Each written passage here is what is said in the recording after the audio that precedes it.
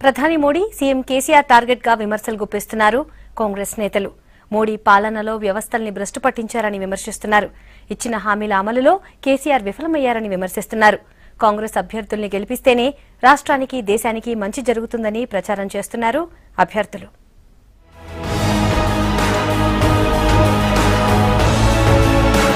Polling కు time దగ్గర పడుతుండటంతో ప్రచారంలో స్పీడ్ పెంచారు కాంగ్రెస్ నేతలు.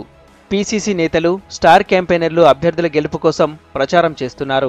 కొత్తగూడెంలో కాంగ్రెస్ పార్టీ ఎన్నికల కార్యాలయాన్ని ప్రారంభించారు సీఎల్పీ నేత మల్లు భట్టి విక్రమార్క.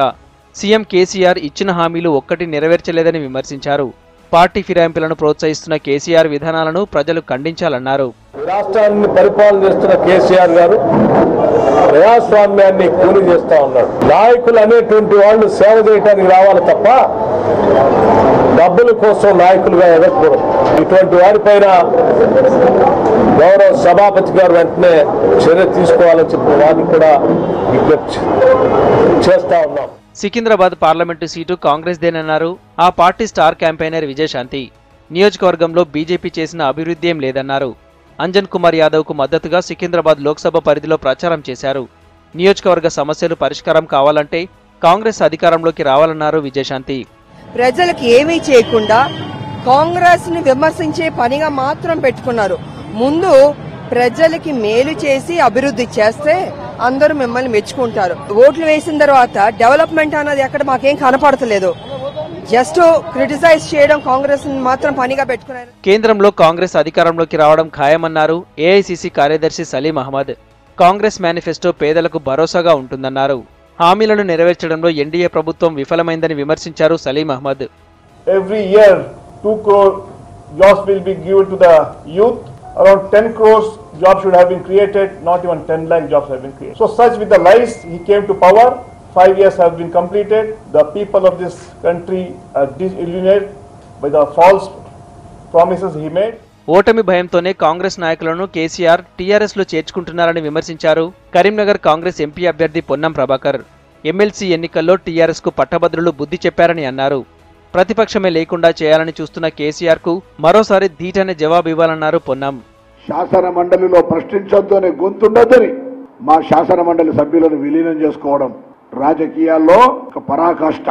శాసనసభ్యుల ప్రమాణ స్వీకారం చేయకుండా నియంతలాగా వ్యవహరించిన తీరును యావత్ తెలంగాణ ప్రజలు, సభ్య సమాజం గమనించింది. 17% కూడా ఓట్లు దాటని 42 శాసనసభ నియోజకవర్గాల బుద్ధిజీవులిచ్చిన తీర్పును కాదనంటారా అని అడుగుతా ఉన్నాం. ఇలా ఖమ్మంలో ప్రచారం చేశారు కాంగ్రెస్ అభ్యర్థి రేణుకా చౌదరి.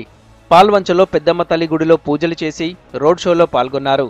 టీఆర్ఎస్, బీజేపీ పేదలను, రైతులను ఆదుకోవడంలో విఫలమయ్యారని విమర్శించారు. డొక్కు అది 5 సంవత్సరాల పాత డొక్కు కారు. ఆ కారు నడిచేది కాంగ్రెస్ ఇచ్చిన రోడ్ల పైన ఆయనకు గుర్తు చేస్తున్నాను. ప్రజా సంక్షేమ చేసేది కేవలం కాంగ్రెస్ మాత్రమే అనేది మీరందరూ కూడా గుర్తించారు. కాంగ్రెస్ పరిపాలనలోనే రైతుకు రుణమాఫీ చిటికెల్లోనే ఇచ్చేశాము.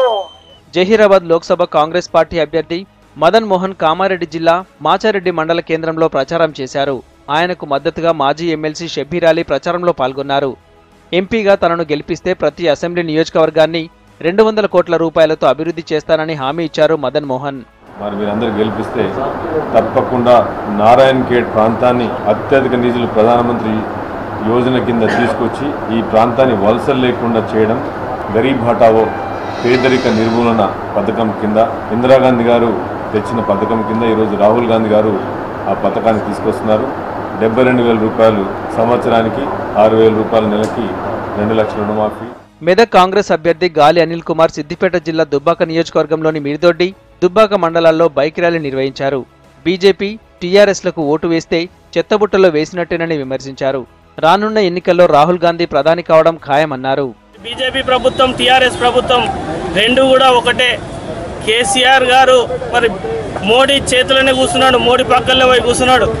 ఏ ఓటు అయితే టీఆర్ఎస్ పార్టీకి వేస్తారో అది బీజేపీకి వేసినట్టే. చేతి గుర్తుకు ఓటేసి మరి నన్ను ఇక్కడ నుంచి భారీ మెజార్టీ గెలిపిస్తే మరి అక్కడ కేంద్రంలో రాహుల్ గాంధీ గారు ప్రైమ్ మినిస్టర్ అవుతాడు. ప్రైమ్ మినిస్టర్ అయితే మన ప్రాంతాన్ని అభివృద్ధి చేసుకోవచ్చు. ఎండలు తీవ్రం కావడంతో ఉదయం, సాయంత్రం సమయంలోనే ఎక్కువ ప్రచారం చేస్తున్నారు నేతలు. అనుచరులతో కలిసి ఇంటింటి ప్రచారాలు, రోడ్ షోలతో ఓటర్లను కలుస్తున్నారు.